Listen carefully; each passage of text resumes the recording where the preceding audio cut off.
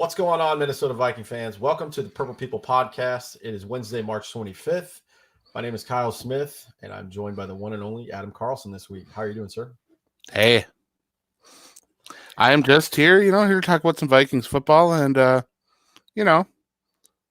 the cat because he hears me talking to someone. Hey, cat. You know, as history has it, the Vikings are not the best at drafting wide receivers or quarterbacks in the first round for the most part. And another thing that's really common is when we get finished with a show, a big signing happens literally the same day. It's Usually true. within 24 hours. So Either that or we most hype a people player are- that gets cut, one of the two. Yeah, something crazy happens. So I'll go ahead and say it. Last week we covered the Stephon Diggs stuff. That was pretty much the biggest thing. And free agency started last week. You guys have probably already heard the main topic we're going to talk about today, replacing Linval Joseph, essentially. But there's a couple things we can run down the list. It's a lot of minor stuff in the quick hits, but nonetheless, it's pretty good stuff to talk about when you want to do a deep dive and some what I would call like the B-sides of signings and the free agency stuff, because the Vikings are pretty strapped for cash. Not so bad anymore, though. They're getting a little better. They got a little bit of room. It's a slow leak, but they'll fix it. I have faith. All right, so from last week, we did a show a week ago at this time. Mackenzie Alexander left the Vikings between that time, and he signed a low-end deal with the Cincinnati Bengals. This was probably the most shocking one to me, considering the money that he signed for. I think the Vikings should have kept him around. He's familiar, and he's a very good player, but for whatever reason, they wanted to let him go and save the money. So he is off to join Trey Waynes in Cincinnati. So good luck to Mackenzie Alexander. The rumbling on that is that he wasn't really happy with his role in Minnesota and that he wanted to be more of an outside corner. That's fair. I would have loved to have seen him play more of an outside corner role myself, but he was so good as a nickel. I mean, you can't really fault Mike Zimmer too much, but I get it. There's an ongoing theme here going into year 6 with Mike Zimmer is he kind of butts heads with certain personality types. I heard the same thing you just said. We talked about it on the show with J-Ron Curse, not happy with the playing time or the role. And then other guys love him because he's a hard ass and he asks a lot, but he also gets the defense to perform pretty well. He knows what he's doing in that department. So I'm sad to see him go, but I think he'll have a good impact in Cincinnati. I think they got a good player. I think they've got a pretty good secondary now with those two players from Minnesota, at least. I don't know what else they have on the roster. I don't know how deep their rebuild has to be because they were, let's be polite and say, struggling last year. They were awful last year. They were very, very bad. But yeah, I think they definitely improved with both of those signings, even if they did give Trey Waynes a lot of money. Yeah, I figured they could divvy that up a little bit. They paid Trey Waynes a ton, and they paid Mackenzie Alexander what I thought to be a little bit of a low ball deal. But right, hey, you know what? We know him because we got to see him firsthand in a lot of games, and he's very valuable. It's not just us being homers or being biased here. He's a very good corner, but I'm happy for him nonetheless. We always send the guys that we like off with a nice salute and thank you. So good luck in Cincinnati to Mackenzie Alexander. Absolutely. Another Viking that said he is not coming back to Minnesota is popular decade long. I think he got drafted in 2010. Veteran Everson Griffin, defensive end. He made an announcement on Friday, I believe, saying that he appreciated all the fans, the Wilfs, the coaches, the players, but he's going to explore other options in free agency. I think personally, this is probably his last shot to get a decent sized deal. And he kind of knows the Vikings aren't going to be able to do that and give it to him, but going to miss that guy. He was one of my favorite Vikings, especially since I joined being a fan base of this team pretty recently. I always liked Everson Griffin, but it'd be interesting to see where he lands. As of right now, he hasn't landed anywhere. Yeah, I don't know if he's going to get the kind of contract he wants out there. Mm-hmm. I understand that he's still got some pass rushing years in him, and he can hold his own against some offensive tackles, but with younger options out there and elite options out there too. I mean, Clowney's still out there, right? Yeah, we're going to talk about him too. I have that in the notes. Clowney's definitely above him as far as he's younger. He doesn't have nearly the numbers, but it's not. I'm getting a weird clicking noise. Let's try and mute my mic here. How about now? Is that better? Much better. Okay, sweet. Yeah, we're going to talk about Jadeveon Clowney. We're going to talk. I just wanted to hit on this later about free agent names that are out there because I saw on Vikings Twitter world that a lot of people are pissed off we didn't go after a lot of names, but I have a theory with that I want to discuss later. But yeah, I think Jadeveon Clowney's a better D end as far as all around right now because he's younger, but he certainly doesn't have the number, and I don't think that numbers necessarily mean everything, especially on the defensive side. You can watch the presence that somebody creates, stuff like that, but I think he'd be a great Everson Griffin, a great veteran signing, a good rotational player at this point. Maybe he could start if your team is just depleted, but he's certainly getting up there in pass rushing years. But I'm with you. I think he's got a couple of years left in the tank. It all depends on the situation that he lands in. But. Yeah, I've kind of been sitting trying to figure out where a good fit for him would be because I don't see him working in a 3-4 defense. I think he'd have to go to a 4-3. And I think that kind of limits where he can go and what he can do. And the teams that could use him are probably don't have him at the top of their list right now. But of course, as I said to Mr. Smith before this episode started, the Vikings are already patching that hole a little bit. They've signed Anthony Zettle from the 49ers last year. He's actually was quite good earlier in his career after being drafted by the Lions.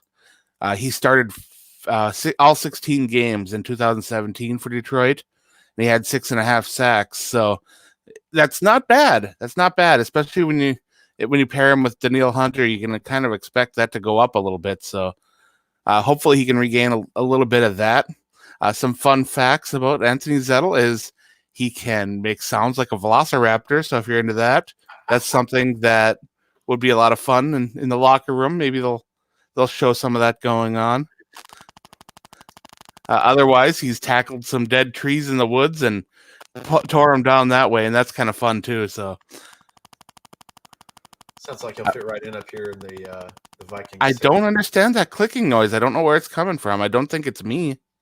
I don't hear it, but we'll keep messing with it. I don't hear it, but maybe I'll stay around here. Is it still there? Still a problem? No, it just seems to come and go. It's odd. Of course, the one episode I find the cord to get my mic back, and we have some issues. We'll power through it though. I can't see who's right. in the comment chats right now. So if you are right now, it's clean. I think that we've got nobody commenting right now. Maybe some folks watching. I don't know, but right now the comments are empty. You guys want to talk about something? Hit us up in the comments there for the sides, so we can go through this. That's a good thing, though. We named the show after him. I got this from Adam just because I'd never heard of Anthony Zettle.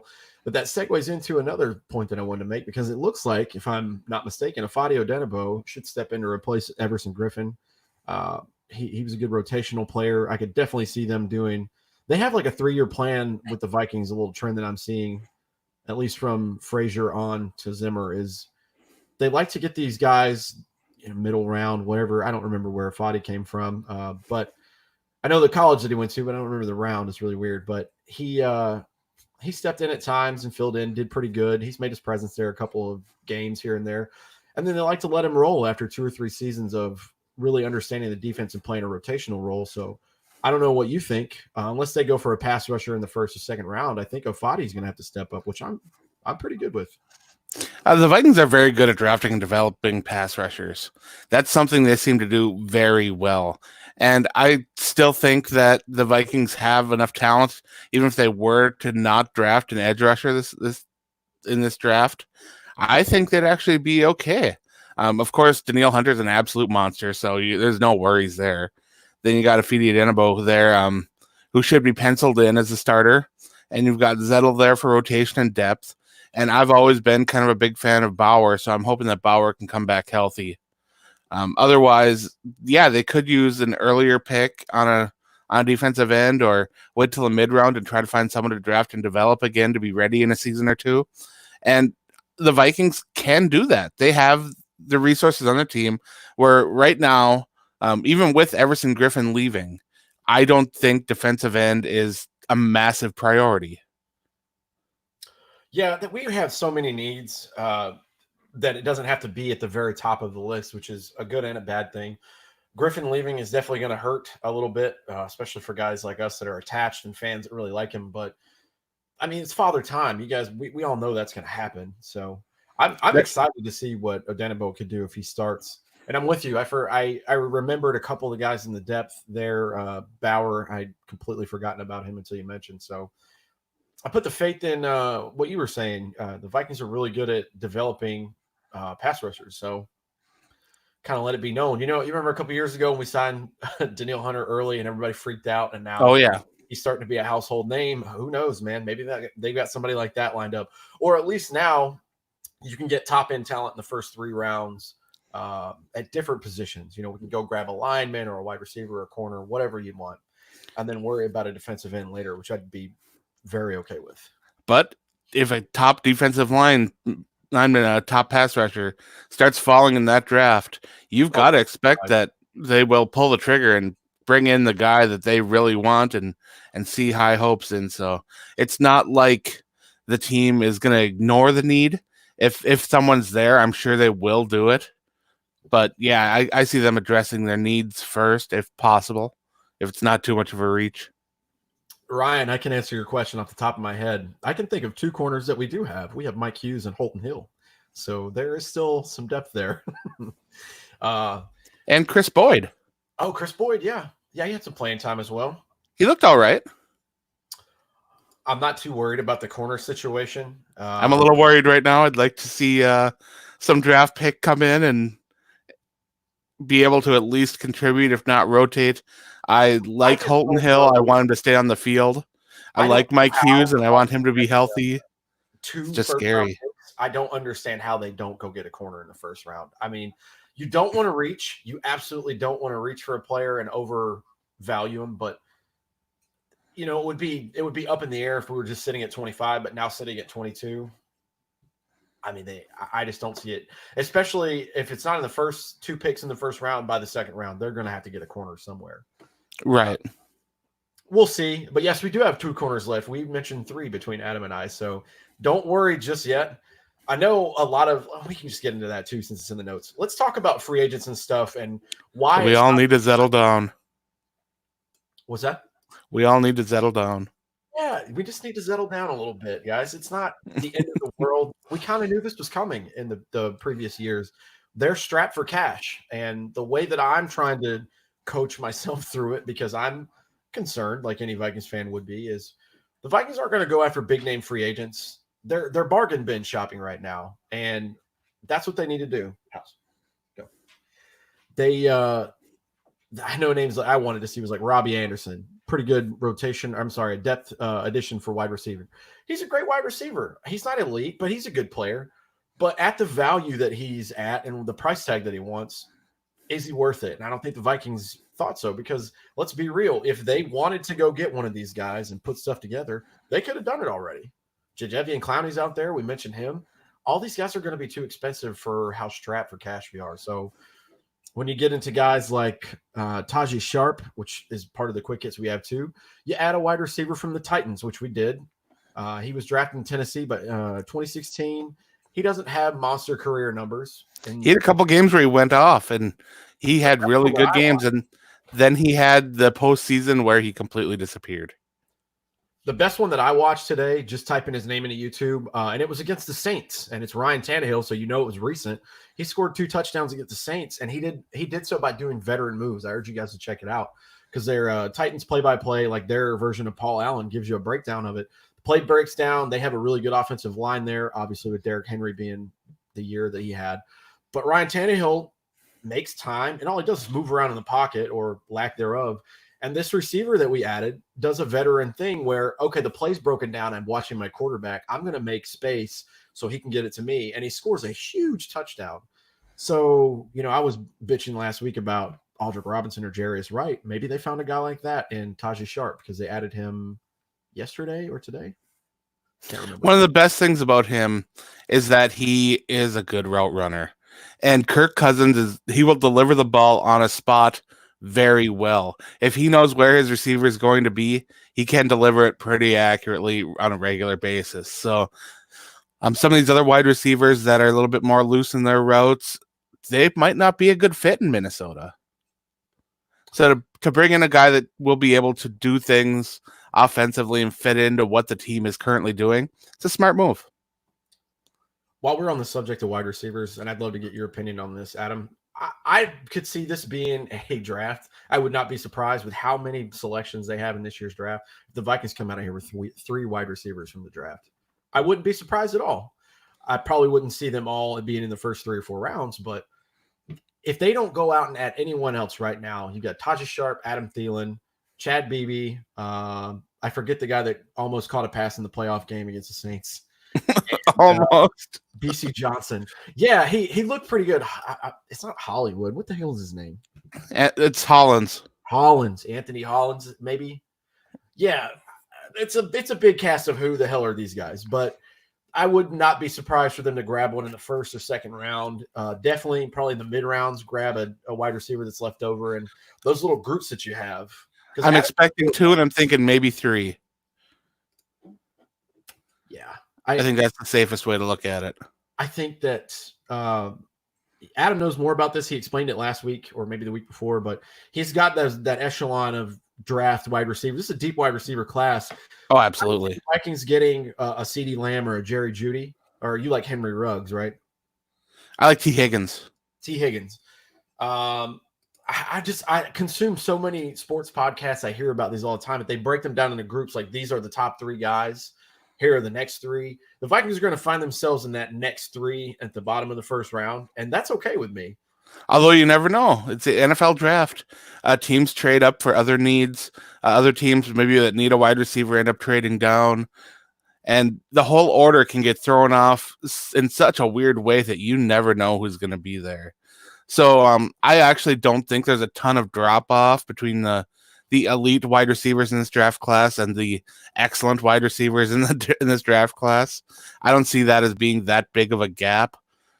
But I do think that there are a wide variety of receivers in this draft. Yes. And if the Vikings want to get that little speedster to open things up, they can. If they want to get that big-bodied wide receiver to catch fade passes and whatever, they can do that.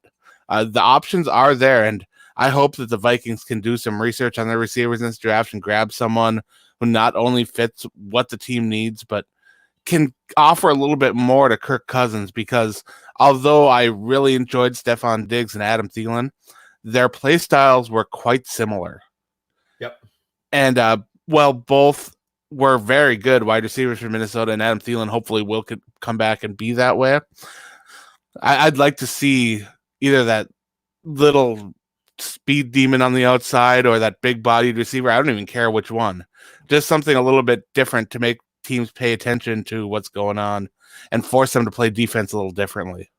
You know, as Sergio said, I think I'm going to go with something outside the box too, because the last one just left a bitter taste in my mouth. No offense to him, because we wished him well now that he's gone to Atlanta, but Laquan Treadwell, big body guy, not as fast, whatever. I'm okay with getting a speedier, shorter guy. And I'm not saying that because Stephon Diggs was kind of that mold. He wasn't as tiny as everybody thinks he is. He's an average sized wide receiver, but I'd like to see him get a speedster. Adam Thielen's your route king. He can run every route. You got Rudy there for size. We've got 2 super tall tight ends. I know that you should probably look into a bigger body guy. Like if we could get a Julio Jones or a Megatron, absolutely go get him. But we have huge targets, so I'd like to see a guy who could kind of take the top off. But that's just me being greedy. That's a personal style that I like watching. You know, if anything can come close to Tyreek Hill, I'm all for it, because that guy's a nightmare. So, well, I'll use Steve Smith, because I don't want a Tyreek Hill on the team. Okay, fair enough. We don't want the off-season drama and nonsense. Steve Smith is a good comparison. A little Mighty Mouse. Yeah, Sergio says, let's go after the first round. We don't have a great track record. Hey, man, you don't have a great track record until you get one, and then it all becomes, yeah, but you got this guy. So it was funny on Twitter. Adam Patrick broke down the recent draft picks in the first round for wide receivers and the wide receivers in the second round. And it seems like a lot more wide receiver hits come in the second round than the first. It's just weird. Yeah, I've seen a comparison with that too, because wasn't Michael Thomas drafted in the second round? Yeah. And he was in the same draft class as Treadwell, right? Yep.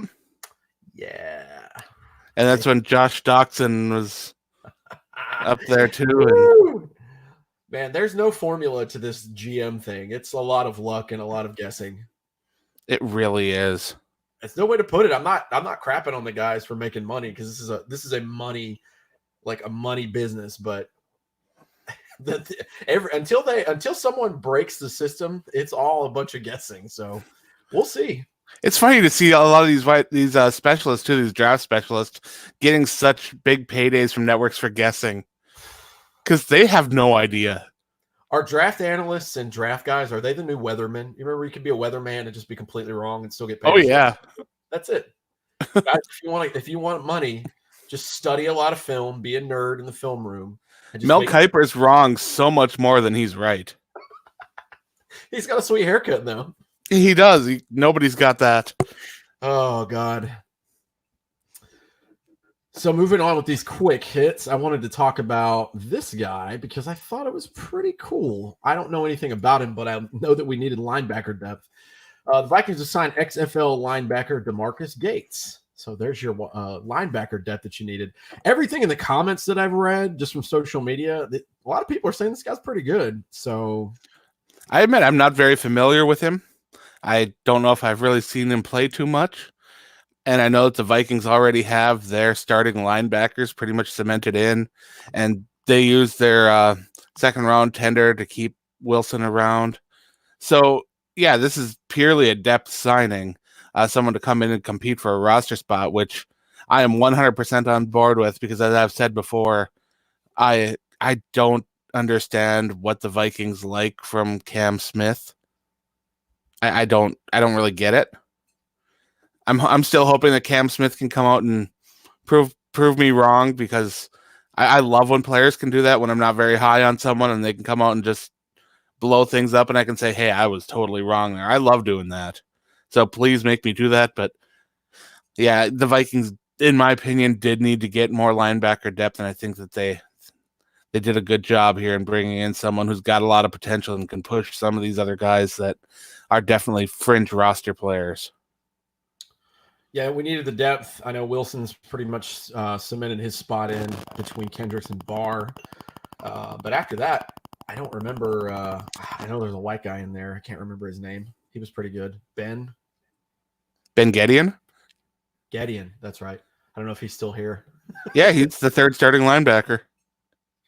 Yeah, so that's the depth of my knowledge for the Vikings at linebacker. So the depth is good. It's something less they have to worry about in the draft. And you know what I like too? Just these stories of this is what the XFL is for. The XFL is fun to watch, but it's also a way for guys to get another shot to come. It really is. So I'm all for that. I think that's a good little heartwarming story there. So glad that's why it's for the AAF too, and sadly that ended up folding. But I'm so glad there is another league, an organization where these players can work hard and get another look from an NFL team because it's crazy how easy it is to slip through the cracks in the NFL. Yeah, see example Adam Thielen. We've never covered that story ever. So here's a rumor I wanted to talk about just because I don't think that it's going to happen. I have to give a shout out because some of the stuff that I've mentioned today, I'm not taking directly. I don't plagiarize other people's thoughts and claim them as my own, but I do get a better sense of knowledge when I listen to podcasts. I listen to Locked On Vikings. There's a guy named Luke Braun who does it. And he does a daily podcast. And we could never do that here. We don't want to do that here. But shout out to that's not our thing. Who get paid to do that. Good for you. I like listening to it. He actually did something really fun yesterday while I was on my way to a doctor's appointment. He took a bunch of suggestions from Twitter about crazy out of this world trade scenarios and just fooled around with it because there's a lot of dead time, which I thought was fun. Sure. But one thing that I've seen on social media and it's been floating around is the Vikings are still shopping Anthony Harris, which they probably should because I don't know how they're going to afford him. But the report that I read that was most interesting recently was in the last few days, they had discussions of him possibly going to New England with another pick because we have a lot of picks in this year's draft for guard Joe Thuney. Now, the problem is the money they paid Thuney, and it would essentially be kind of the same thing of us paying Harris. But I don't know where he would go on the line. I don't know if he's a guard or a left tackle. I don't know what we would do with Riley Reef. He's a guard. So I just wanted to see what your thoughts on were that. But shoring up the offensive line is never a bad idea. It's just like I said earlier, we're bargain bin shopping at this point because we don't have a lot of money. The positive thing about that trade would be that if the Vikings did bring him in, then they could work out a long-term deal with him and arrange a salary cap and not have to pay the franchise tag price. So that is something that they could do. But again, like you said, bringing in a guard at that price is something that a lot of teams aren't really willing to do. And with the Patriots reportedly being willing to trade him for the right deal, I don't know if this Vikings deal is the right deal for them since they are in salary cap trouble too. And I also don't know what other compensation would be needed for the Vikings because they've got to view Anthony Harris and try with what he's been accomplishing with Pro Football Focus numbers and his interceptions and everything. They have got to be trying to get quite a bit for him. So I don't know how this is all going to work out or if it's even going to get past the first initial stages. But I don't think that that's a trade that's going to work. I don't think it's going to happen either, just because I don't think the two sides are going to agree on compensation and exchange for quote-unquote currency. I will tell you, if he does end up there and this goes through, I think it'll be an absolute grand slam for both teams. I think the Vikings really, really would only have one or two question marks left at total for starters and for depth at the offensive line as far as going into this season and forward. And I think if he goes to New England with the McCourty brothers up there, I mean, Jesus Christ, man. That secondary would be disgusting. That pass defense is already just so tough. I mean, we forget last year because I think Kansas City really, really shook them out of their boots last year once they beat them. But up until that Kansas City game, New England was undefeated, and they were on a historical run last year defensively. Brady wasn't playing his best football of his career, but he's also very old.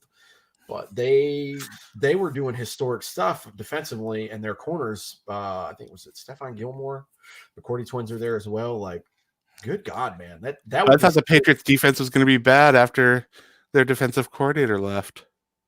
Yeah, imagine that. All those guys. I can't say all those guys, just Matt Patricia. And with all the recent stories with Matt Patricia being a dick to his players, I'm kind of glad he's not doing good. But Sergio says he wouldn't want to trade Harris unless it's a high first-round pick. I don't think he's going to get that, even though he pretty much is at the very top of his ceiling thus far in his career for trade value. I don't think anybody's going to give it up for that.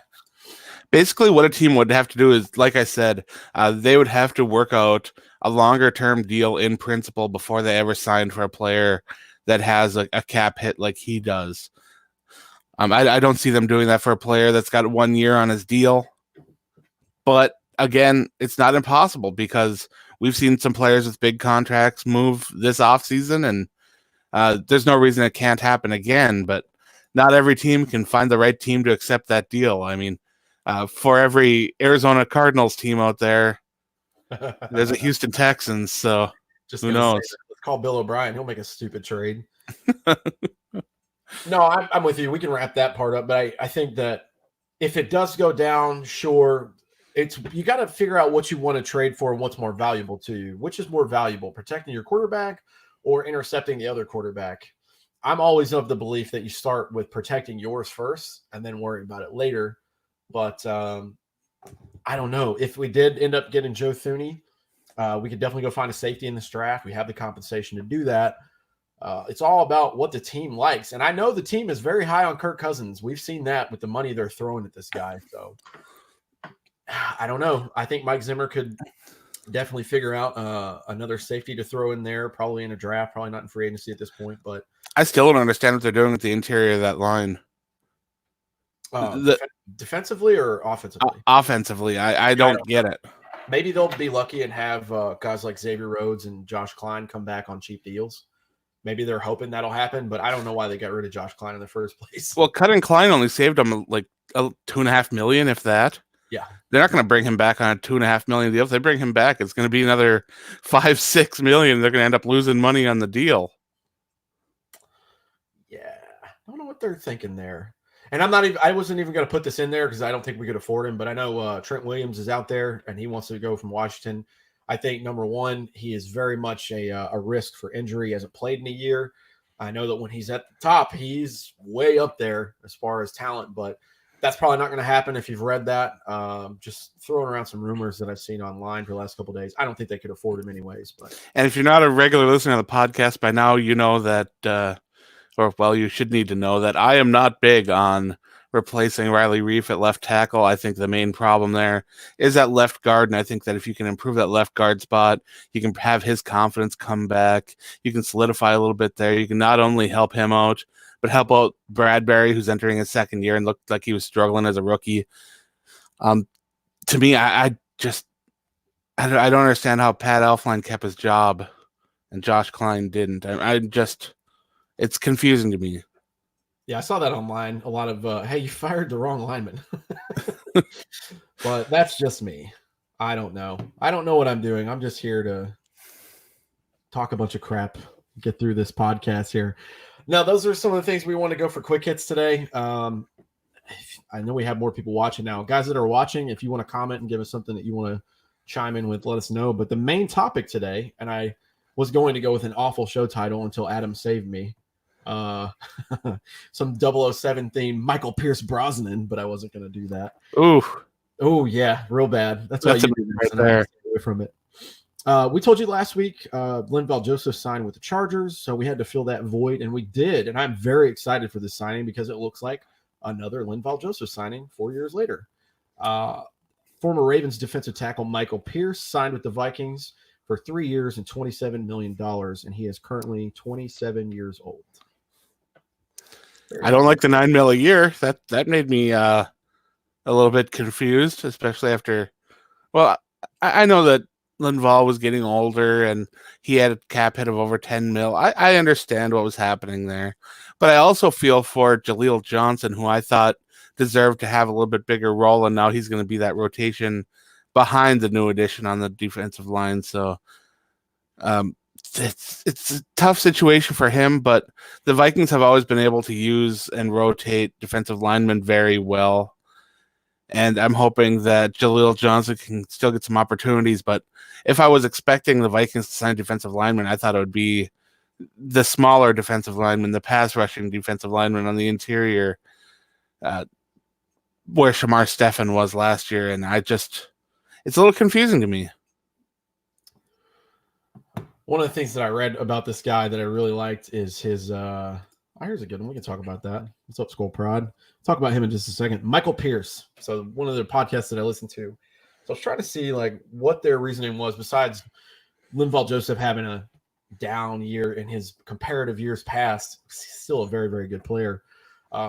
Michael Pierce is strong as shit. And I see a lot of those guys, all these guys that are playing DT and nose tackle, they're humongous human beings, and they're just absolutely big in general. But he's very strong. So I think the difference from him to Linval is Linval was a lot more agile and athletic. So the ways that he got around people and stuff to run was more of his agility and his flexibility. But I think Michael Pierce is just going to move people, which is really exciting because you want to see guys like that just go in and beat the crap out of people. And I'm really excited for that. But I also like, too, just as a completely random side note, he started interacting with Viking fans online. And I was like, thank God, man. Just embraces a new team. And he's like, I'm super stoked to be here. I'm a team dude. Like, I'm not going to get in the way. I just want to come out here and play. I was like, thank God. I saw him talking with Vikings fans about the best places to eat in Minneapolis and talking about going to get a Juicy Lucy and all these, Twin Cities treats that they've got there, talking about the best stuff at the state fair and everything. He really just seems to be excited about joining this team's culture, which is so refreshing to see. It really is. Yeah, that'll give you the warm and fuzzies that actually did just now for me. And just he's going to fit in great here. I don't know. I think he was injured last year. I had like an ankle problem or something, but he played through that. So he's a tough guy. I'm just really excited to see another addition because the defense is the identity of this team, and it has been for a very, very long time before this coach and all these players. But I'm really excited to have another solid addition because this is Zimmer's baby. I mean, as long as Zimmer's here, the defense is going to be good. Some years it'll be very good and elite, but I like this guy. He's a little bit younger than Linval. Like we said last week, salute to Linval Joseph. Glad that you were on the team. He was a great dude. Was a big fan. Still am a big fan. Yeah. I'm happy that he went to my brother's team. I'll be excited to see what he does in LA. But yeah, we had to go and refresh that fountain of youth there. So Michael Pierce it is coming over from the Ravens. Not too bad. If you wanted a free agent signing, this is the best we could do without breaking the bank. So, and both LA teams got new logos, right? I mean, they're kind of the same now. That LA Rams, not that Rams logo. That's bad. I think we talked about it before on the show, but I don't know how you have a team of marketing geniuses and guys that go to school for this kind of stuff. And then you say you first off, you have to sit down at a meeting, stream ideas. So we'll all come together with pieces of paper of like different ideas, throw them on the screen and be like, that's good. Get that one out of here. They collectively came up as a group and said, this is the best thing that we have. So, I do like the Chargers have a lot more of that powder blue in there. That color, it looks real good on a football field. I like the powder blues. I do. They definitely need to do something there too. Oh, this has nothing to do with the Vikings, but I wanted to talk a little bit about the NFC South with Teddy Bridgewater going to Carolina. Cam Newton is gone. They officially cut him yesterday, which is crazy. Former MVP, went to the Super Bowl about 4 years ago. Just a dynamic player. I think his rookie year. No, but he became the first guy to have 4,000 passing yards and 500 rushing yards in a season, which is stupid crazy. Also, I just got an update like 10 minutes ago. Ndamukong Suh is staying with the Tampa Bay. Tom Brady comes to town and they keep Suh. Imagine that. So at least he won't be stepping on Tom Brady this season, which is really nice. Get ready for all those records, franchise season records, to get crushed. Get ready for it. Sure. He's going to pass Josh Freeman and Jameis Winston. With 17 games? Oh, yeah. That's so funny.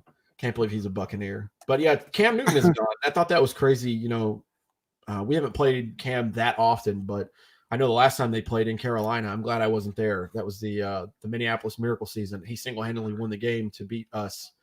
So that was kind of frustrating, but be curious to see where he goes. I don't think that New England can afford him, and I don't think that the Chargers necessarily want to go after him. I think they want to draft. So Chicago got Foles, which I thought would be one of the smarter landing spots. So that's kind of not really an option. Like Jacksonville or Miami. And I'm thinking, well, they're going to draft guys, and Jacksonville, they like Gardner Minshew. I don't think they're in love with him, but they really like him. I think that the Jaguars are happy with merchandising Gardner Minshew at the moment. Mustache mania. Oh, that's so awesome. He's such a cool dude. Yeah, Cam Newton's out there. That's really crazy. I don't know where he's going to go, but I never imagined it would be like that. Imagine, a couple years ago, he's on the market. Like everyone's fighting to go after him. And now it's kind of like it is outside. You just walk out and there's nothing going on. You're like, Brian Hoyer gets a good deal. And you're looking at all these other quarterbacks just sitting there waiting. It's weird. It's really weird. Him and Jameis, we don't know where they're going to go. So we'll figure it out. Well, let's talk about Trumaine Johnson for a second, because we saw him come up in the chat. Anybody who follows my work on the Viking Agency saw a lot of my draft evaluations. They know that I'm very high on Trumaine Johnson. I really loved what he did as soon as he arrived in the NFL. He looked like he was going to be a top shutdown corner. He ended up on a different team, and he was just a bad fit for that team. He was on the Jets, correct? Yes. Yeah, let's be honest. The Jets are not a good place to land for anything these days. Why Kirk Cousins turned down more money with that team, because he knows it's a dumpster fire. So yeah, the prospect of being able to take Trumaine Johnson, add him to a team, and give him another opportunity to prove that he wasn't that player he was with the Jets, that he was more like the player he was before he went to New Jersey. We'll say New Jersey. But I think that he could really embrace that change and carve out a nice niche for himself. The question is how much is Trumaine Johnson going to want for a contract? We know he's already getting paid what he was guaranteed with the Jets, so he's probably got a nice little nest egg there. Maybe he'll be able to sign for a little bit less because he is getting that guaranteed money. Who knows? But you can kind of bet that the Vikings are monitoring all these cornerback situations pretty closely, because they know that that's a major need right now. I'm trying to look it up on Wikipedia. So he signed with the Rams 2012, and then he was with the Jets most recently. Yeah.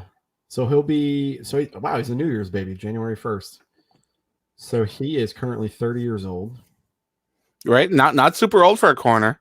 Not terrible. He could come in and play a couple seasons. Couple seasons would add depth and definitely veteran presence, which would be nice. The only good thing about this is because it's creating kind of like I won't say a bidding war, but kind of like a war between which one do you want and how low can you go, which is good for the Vikings. Xavier Rhodes is still out there. Nobody's shown much interest, and I haven't heard anything about anybody looking at him. And then you got a guy like Tremaine Johnson. There's been nothing on Rhodes. What's that?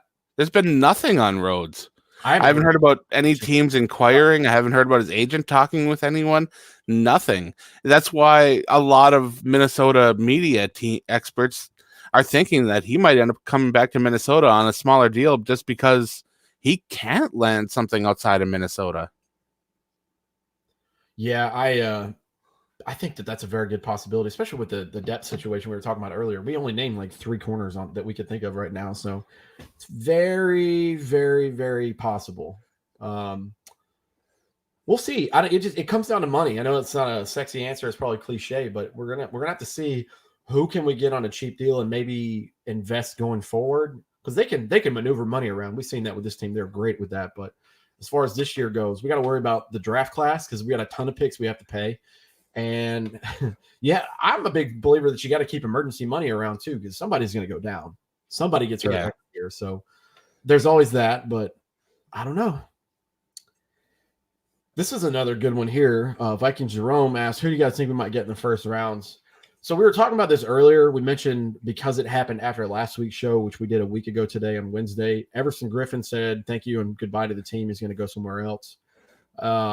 I don't know that they're going to necessarily run after and be watering at the mouth for a defensive end in the first round. I have seen mocks where they take a defensive end with one of the first 2 picks. I'd be hard pressed to say we don't go with a lineman, offensive lineman, a corner, a wide receiver. I just don't see them going out of that. There's going to be plenty of those. Those are the 3 positions I expect to be addressed in those picks too, in round 1 and then round 2 even. I expect those positions to be the first 3 picks as long as they're not reaches. Cliff Tang, what's up? Do we have enough cap to get Clowney still? I don't think so. I don't think that's possible. We were talking about this earlier, which we don't mind talking about it again because you guys are here. We have more people watching too, which is great. So thank you guys for their interacting now. Clowney's going to demand a big number. He's going to be kind of a mercenary the rest of his career, I believe, just because it didn't go as planned in Houston. He showed some flashes in Seattle, but I think he could have like a Ndamukong Suh type career where he bounces around and gives his services for a year or 2 each time. But I don't think we have enough money.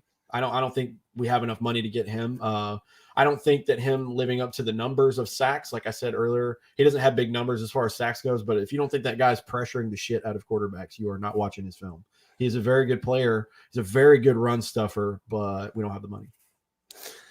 As much as I think that he'd be good in Minnesota, I can't see it happening. Hercules Mataafa could step up. Yeah, absolutely. You guys know that I'm a big fan of Hercules Mataafa. I brought this up. I want Adam to talk about him because he really likes him, and if Adam signs off on it, I'm good with it. Those smaller defensive tackles that can disrupt things. When he lines up across from a big offensive lineman and he can just squirm right past them and slide in and just get work done.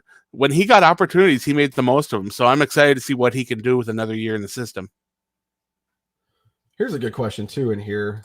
Why did we get rid of Klein? Sean, that's a fantastic answer. I'd like you to call Rick Spielman yourself and ask him that because I have no idea. Yeah, we discussed that a little bit earlier that we don't get it. And now with them saying, oh, well, Josh Klein could come back, but cutting him's going to end up costing more money than keeping him would have. So I don't understand. There's a definite need there, which is frustrating. I think we all agreed, and we've covered pretty heavily on this podcast that guard was a definite need for this team. It was definitely a deficiency last year. Not too worried about the tackles. I'll give the rookie center a pass because he's a rookie, and he had a couple of good flashes. Right.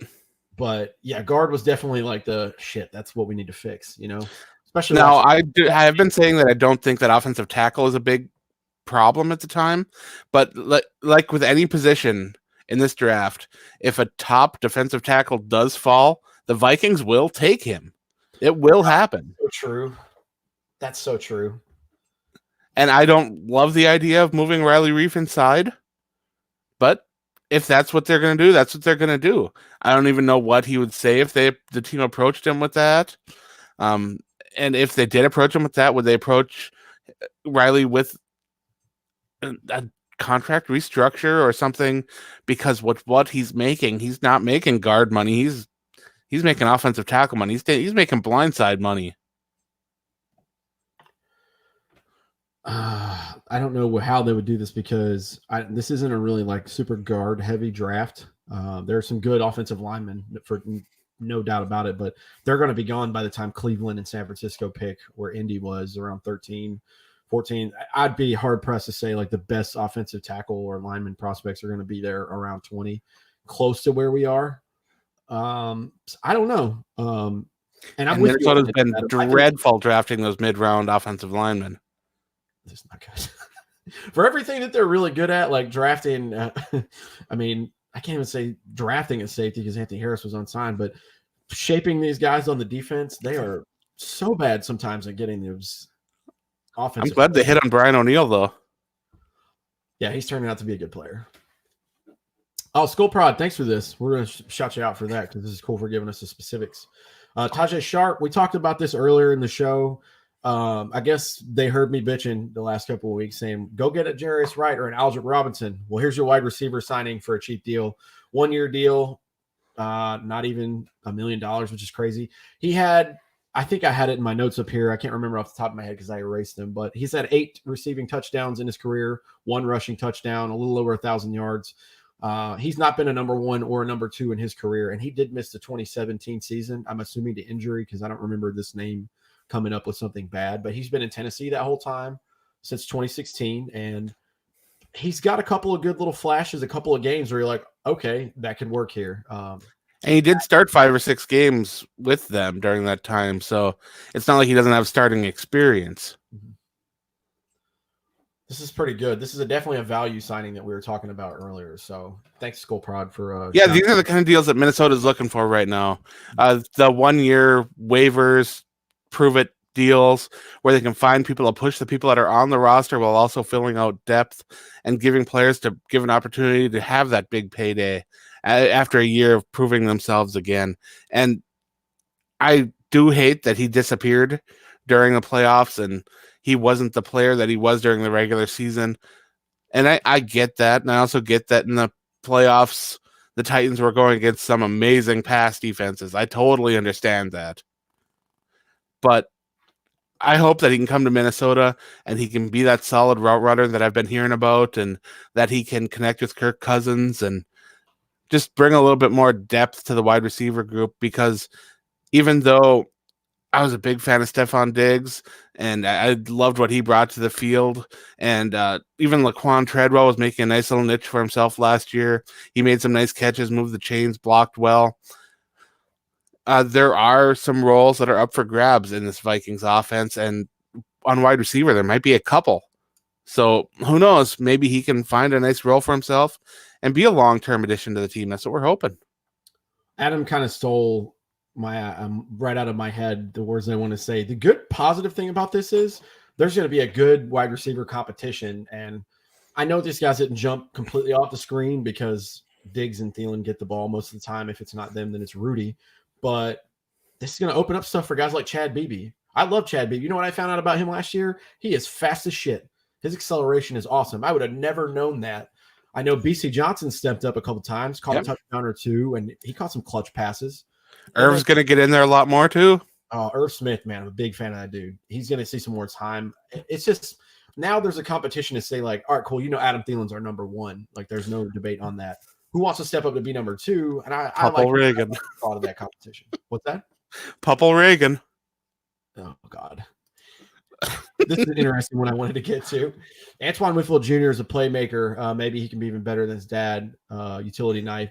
Yeah, he would be nice. I know that the connection with Minnesota is there. I watched a lot of Gopher football last year, mainly because I'm from North Carolina and the Tar Heels are not that good at football. But this is – I like Antoine Winfield Jr. I like him a lot. I don't know. There's a good possibility him and Diggs' brother could be gone by the time we start picking. Would I be mad if they took Antoine Winfield Jr.? I would not. I'd be okay with it. I think if they do take him and we keep Anthony Harris, that does mean he's probably out the door next year. That's just my opinion. But I wouldn't be mad if they took him. I wouldn't be mad if they took Diggs' brother either. He's a damn good player. Because we're centralizing this all around, Viking-centric and Minnesota-centric stuff. I think that would be cool. I've been seeing a lot of comparisons with Diggs, the cornerback, to Aqib Talib, which would be pretty amazing. That's a pretty damn good comparison. Talib's been a pain in the ass for a long time. That's a good comparison. I haven't seen that, but I see it now in my head when you say that. Michael Cambria, I waved at you. What's up, dude? We're in the middle of hot take central here. Didn't want to interrupt Adam. But yeah, Antoine Winfield, I think the only way that they draft a safety up that high is, of course, if Harris is gone or just an absolute elite talent starts dropping. And there's a lot of debate as to where Winfield Jr. will land in this draft, because I've seen analysts say that he could go towards the middle of the first round, and I've seen some analysts say that he'll still be there at the end of the second. So I don't know. For him, that they list him as safety / cornerback. So who knows? Right. I see him more as a safety, but I've seen him play corner for Minnesota. So I truthfully, I don't have any idea. That just means he's got some really good coverage skills, I hope.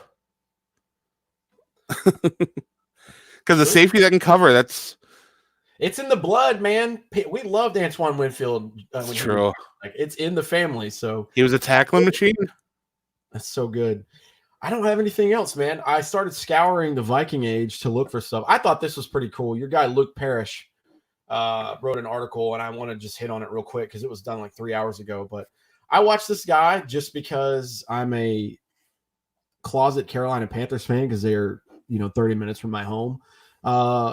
Could the Vikings go after Panthers receiver Curtis Samuel? Now, their number one guy is going to be DJ Moore. He's a very good young receiver out of there. They just signed Robbie Anderson, in case you were wondering, to tie this back in some way with the Vikings. Now, Teddy Bridgewater has someone else to throw to there. By the way, Robbie Anderson is going to be a terrible fit there. Do you think so? Horrible. Oh, you heard it here first from Adam Carlson.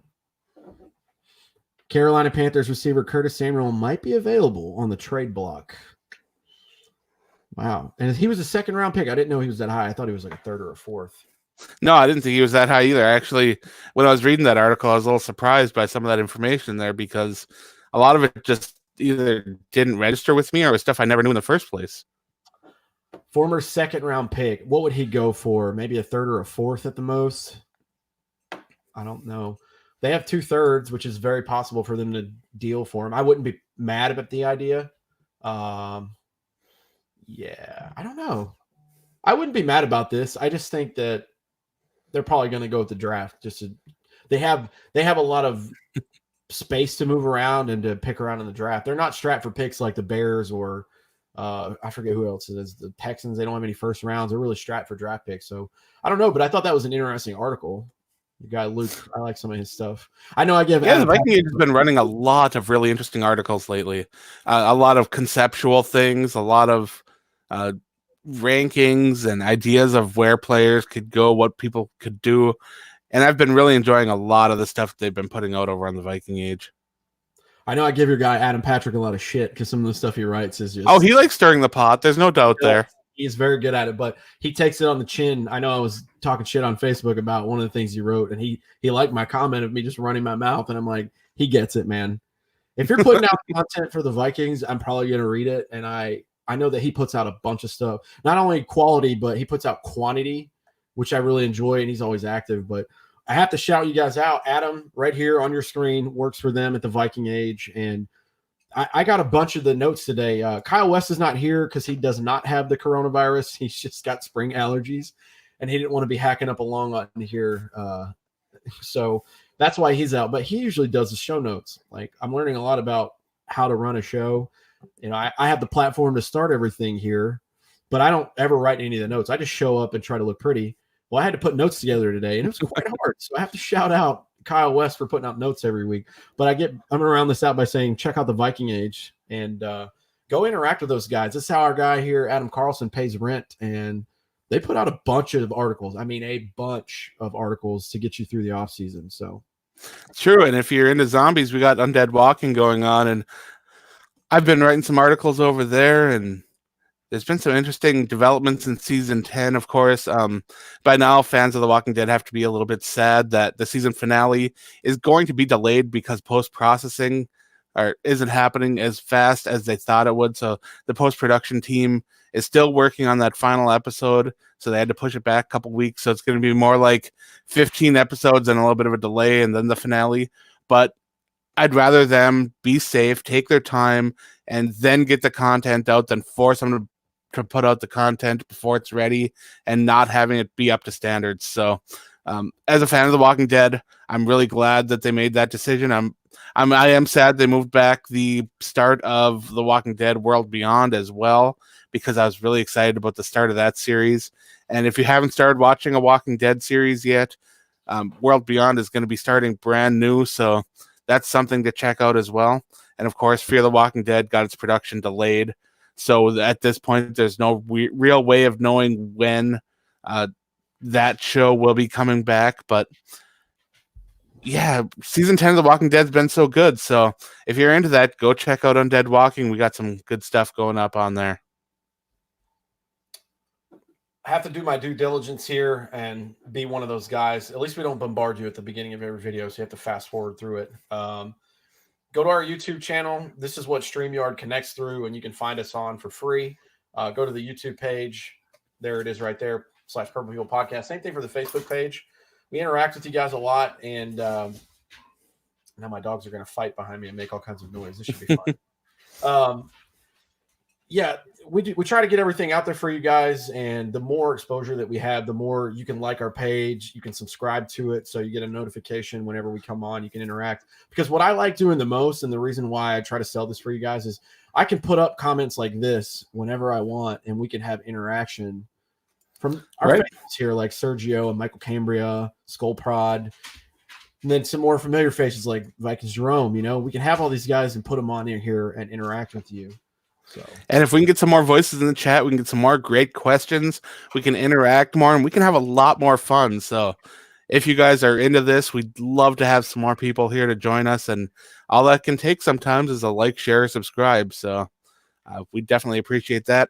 I do want to update that our Survival League winner has received my prize box.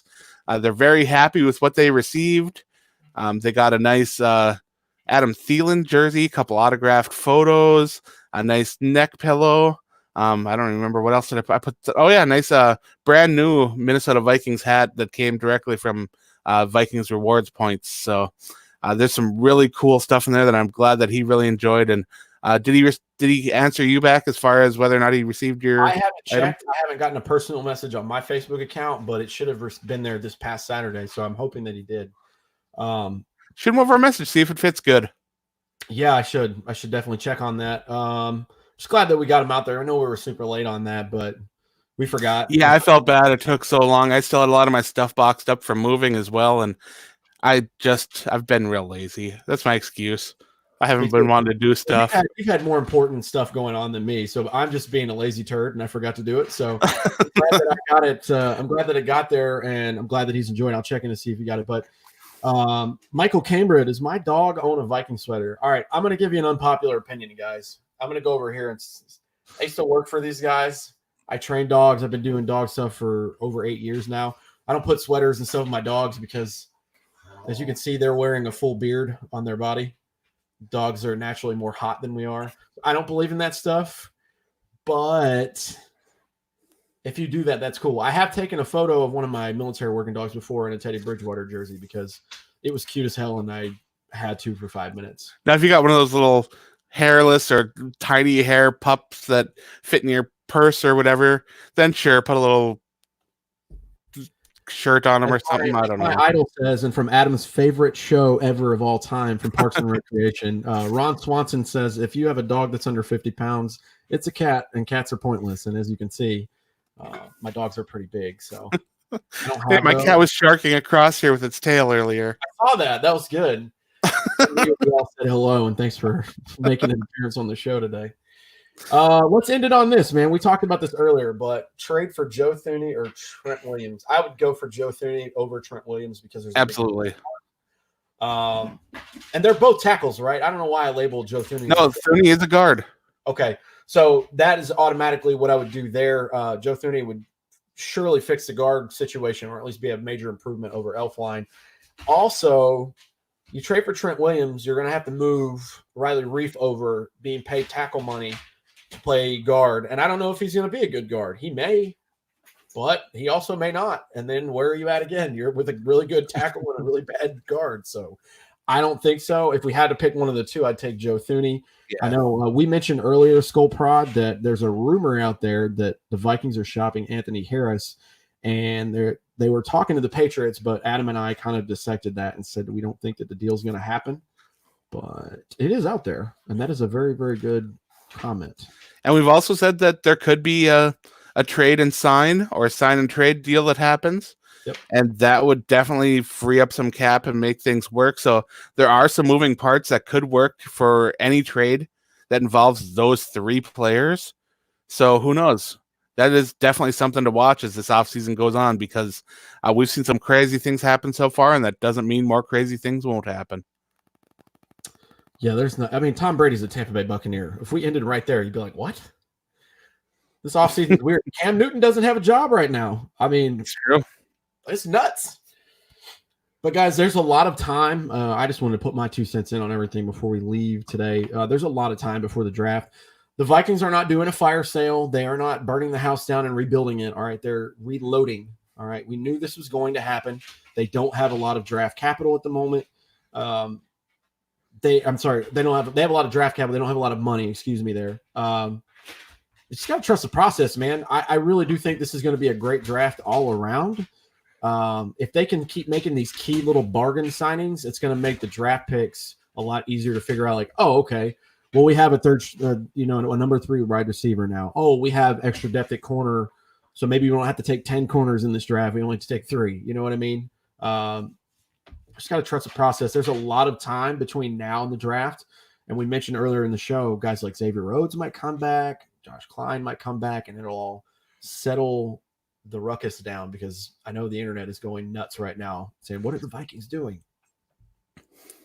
The best news of all at this moment is that it seems like there is absolutely no way that this draft isn't going to happen, whether it's live via satellite from different locations or everything's going to be digital. Who knows? But it sounds like this draft is going to go off no matter what.